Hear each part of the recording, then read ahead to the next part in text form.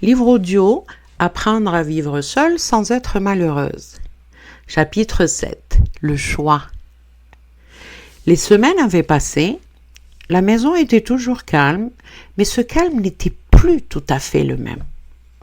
Élise avait repris l'habitude d'écrire quelques lignes le matin, elle allait marcher presque tous les jours, elle avait même recommencé à peindre. Pas très bien, mais cela n'avait aucune importance. Elle peignait pour elle. Ce samedi-là, son téléphone sonna. C'était son fils. « Salut maman !»« Mon grand, comment vas-tu ?» Ils parlèrent longtemps du travail, du temps qu'ils faisaient, des petites choses de la vie. Puis, soudain, sa voix changea légèrement. Son fils lui demandait « J'ai quelque chose à te demander, maman. »« Je t'écoute, mon fils. »« Tu sais, j'aimerais que tu viennes vivre près de nous. Il y a un joli appartement à quelques rues d'ici. Comme ça, on pourrait se voir souvent. Tu serais moins seule, maman. » Élise sentit son cœur se serrer. Parce qu'elle connaissait cet amour qui veut protéger, cet amour qui veut réparer. « Promets-moi d'y réfléchir, maman. »« Oui, je vais y réfléchir. » Après avoir raccroché, elle resta longtemps assise dans le salon, le regard perdu vers la fenêtre. Il y a quelques mois encore, elle aurait accepté sans aucune hésitation. Elle aurait vendu la maison, préparé les cartons et recommencé une nouvelle vie, autour de celle de ses enfants. Comme elle l'avait toujours fait d'ailleurs. Mais aujourd'hui, quelque chose avait changé. Elle prit son vieux carnet, celui qu'elle avait retrouvé au grenier, et relut cette phrase, écrite quelques semaines plus tôt.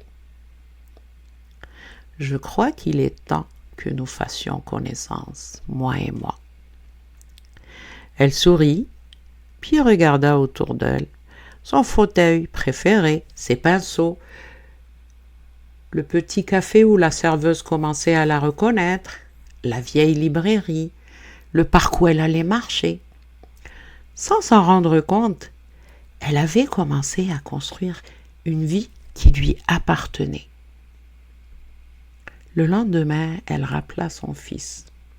« Alors maman, tu as réfléchi ?»« Oui. »« Et puis, je crois que je vais rester ici. »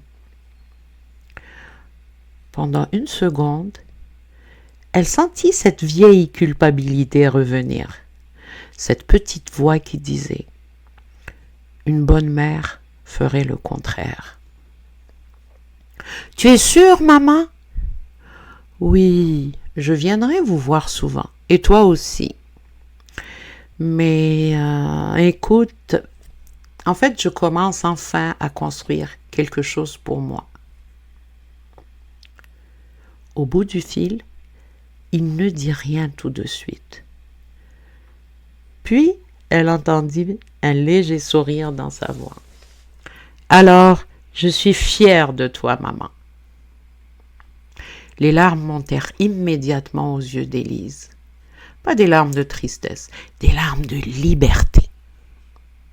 Après avoir raccroché, elle sortit marcher. Le soleil descendait doucement, les arbres dansaient sous le vent. Elle s'arrêta quelques instants, ferma les yeux et inspira profondément. « Je ne suis pas seule, je suis avec moi. »